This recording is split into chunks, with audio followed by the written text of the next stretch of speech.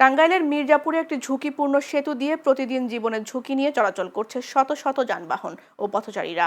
দীর্ঘদিনের পুরনো এই সেতুর উপরিভাগে সিমেন্টের প্রলেপ দিয়ে ফাটল ঢেকে রাখা হলেও নিচের অংশের অবস্থা অত্যন্ত নাজুক।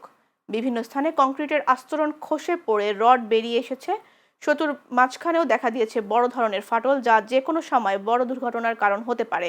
স্থানীয়দের অভিযোগ, বহু বছর ধরে সংস্কার বা পুনর্নির্মাণের দাবি জানানো হলেও কার্যকর কোনো উদ্যোগ নেওয়া হয়নি। ফলে প্রতিদিনই ঝুঁকি নিয়ে চলাচল করতে হচ্ছে এলাকাবাসীকে। বিকল্প কোনো রাস্তা না থাকায় জেলা ও উপজেলা সদরমুখী শত শত যানবাহন এই সেতুর উপর নির্ভরশীল। হাট, বাজার, হাসপাতাল সহ বিভিন্ন জরুরি কাজে যাতায়াতের পাশাপাশি স্কুল, কলেজ ও মাদ্রাসার শিক্ষার্থীরাও বাধ্য হয়ে এই পথ ব্যবহার করছে।